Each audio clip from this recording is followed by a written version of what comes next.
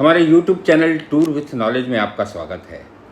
आज हम जानेंगे छत्तीसगढ़ बोर्ड के कक्षा 8वीं इतिहास विषय के अध्याय 1 आधुनिक यूरोप का उदय, इस विषय के बारे में।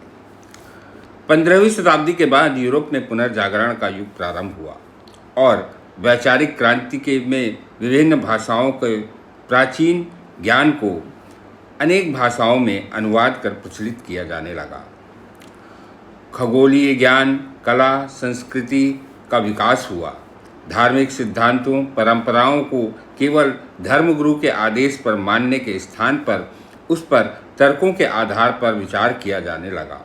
औद्योगिक क्रांति के बाद कारखानों, व्यापारिक कंपनियों की स्थापना से यूरोप में हर क्षेत्र में तेजी से विकास हुआ। परिणामस्वरूप सामाजिक, राजनीतिक एवं आर्थिक क्षेत्र में अनेक परिवर्तन हुए।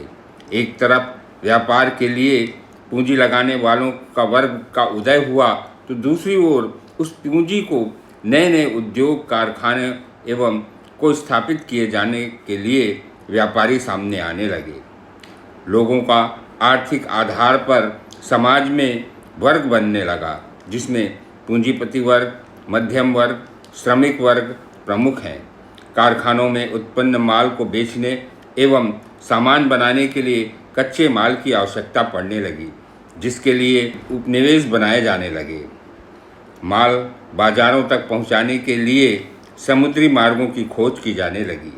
बड़े बड़े जहाज़ों का निर्माण किया जाने लगा और यूरोप की आधुनिकता का प्रभाव विश्व के अन्य भागों पर भी दिखाई देने लगा।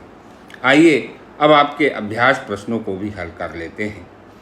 सबसे पहले उचित जोड़ियां बनाइए। यहाँ पर जो जोड़ी दी गई है उसके सामने मैं आपको सही जोड़ी बता देता हूँ। पहला, कॉपरनिकस, इसकी सही जोड़ी है खगोल वैज्ञानिक। दूसरा, कोलंबस, इसकी सही जोड़ी है यूरोप से अमेरिका तक के समुद्री मार्ग की खोज। तीसरा, मार्टिन लूथर, इसकी सही जोड़ी है धर्म व्यवस्था में व्याप्त भ्रष्टाचारों का विरोध।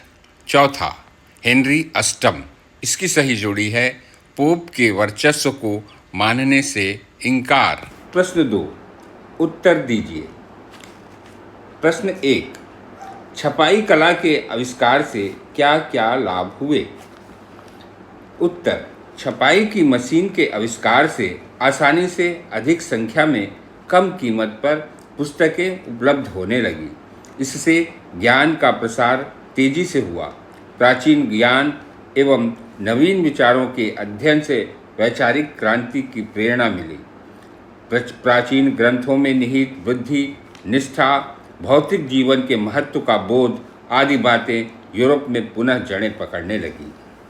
प्रश्न 2, अरब के व्यापारी क्या क्या वस्तुएं यूरोप के व्यापारियों को बेचते थे? उत्तर, अरब के व्यापारी मूल्यवान रत्न, उत्तम श्रेणी के सूती तथा रेशमी वस्त्र, शक्कर आदि सामान यूरोपीय व्यापारियों को बेचते थे। प्रश्न 3, मार्टिन लूथर के अनुयायियों को प्रोटेस्टेंट कहा जाता है, क्यों? उत्तर, प्रोटेस्ट एक अंग्रेजी शब्द है जिसका अर्थ होता है विरोध। मार्टिन लूथर जो एक जर्मन धर्मगुरु थे, उन्होंने धार्मिक संस्थाओं के दुराचारों की निंदा करते हुए स्वयं बाइबिल पढ़ने और समझने की बात कही। साथ ही धर्म व्यवस्था में प्रचलित दोषों का विरोध किया। मार्टिन लूथर के विरोध अथवा प्रोटेस्ट का साथ देने वालों को प्रोटेस्टेंट कहा जाने लगा। प्रश्न 4, यूरोपीय व्यापारियों ने व्यापारिक कंपनियों की स्थापना की, क्यों? उत्तर, यूरोपीय व्यापारियों को विदेश में व्यापार करने से बहुत अधिक लाभ होता था, किंतु इसमें कठिनाई और खतरे भी बहुत अधिक थे। इन कठिनाइयों से बचने के लिए व्यापारी कारीगरों को काम देने, तैयार माल इकट्ठा करने, माल का भंडारण करने जैसे अनेक कामों को सामूहिक रूप से करने में मिलने वाले फायदे को देखते हुए व्यापारिक कंपनियों की स्थापना की। प्रश्न 5, मध्यम वर्ग आधुनिक सामाजिक व्यवस्था की रीढ़ बन गया, क्यों?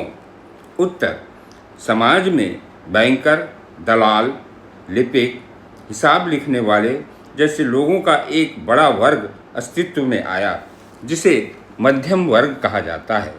बाद में कुशल कारीगर और निर्माता भी इस समुदाय से जुड़ते गए। यह वर्ग रूढ़ियों और परंपराओं में जकड़ा हुआ नहीं था। यह वर्ग नवीन बातों को जानने के लिए उत्सुक रहता था। इस तरह मध्यम वर्ग आधुनिक सामाजिक व्यवस्था का रीढ़ बन गया। प्रश्न 6, पुनर्जागरण का स्वरूप स्पष्ट कीजिए। उत्तर, पुनर्जागरण का अर्थ होता है वैचारिक क्रांति। यूरोप में पुनर्जागरण का आरंभ 15वीं शताब्दी में हुआ।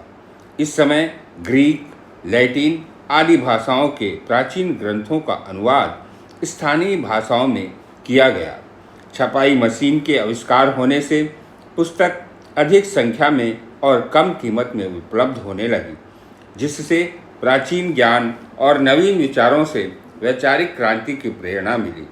साथ ही चित्रकला, शिल्पकला, विज्ञान, साहित्य आदि विधाओं में प्रगति हुई। ब्रह्मांड के बारे में प्रचलित सिद्धांत कि सूर्य घूमता है को खारिज कर दिया गया। नए सिद्धांत कि पृथ्वी सूर्य के चारों ओर चक्कर लगाती है को स्थापित किया गया।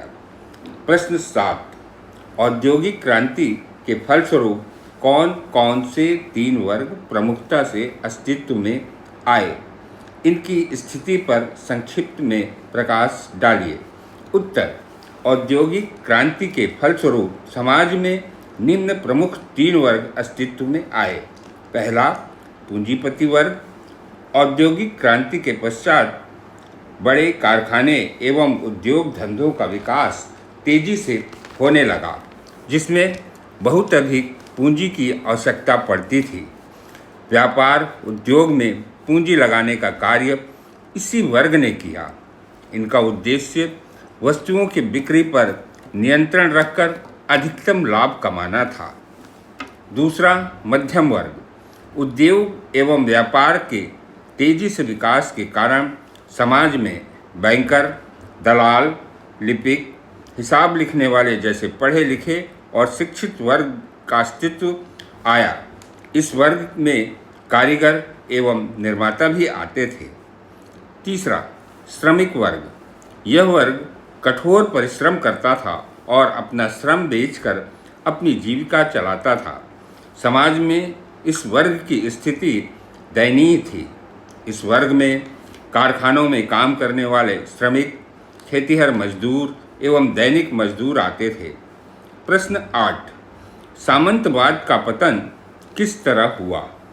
उत्तर, औद्योगिक क्रांति के पश्चात व्यापार एवं उद्योग का तेजी से विकास हुआ, जिसके कारण व्यापारी वर्ग का जन्म हुआ। यह वर्ग कम समय में अधिक पैसा कमा रहा था और इतना प्रभावशाली हो गया था कि राजनीति को भी प्रभावित करता था। इस कारण इस वर्ग का प्रभाव बढ़ने लगा और सामंतवाद का प्रभाव कम होने लगा। धीरे धीरे सामंत या तो समाप्त हो गए या व्यापारी अथवा पूंजीपति बन गए।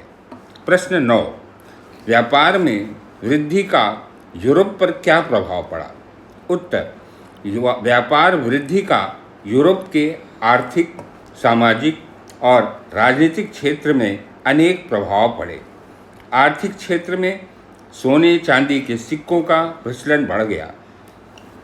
पूंजी उपलब्ध कराने वाले बैंकों की संख्या बढ़ी। व्यापार एवं उद्योग में वृद्धि हुई।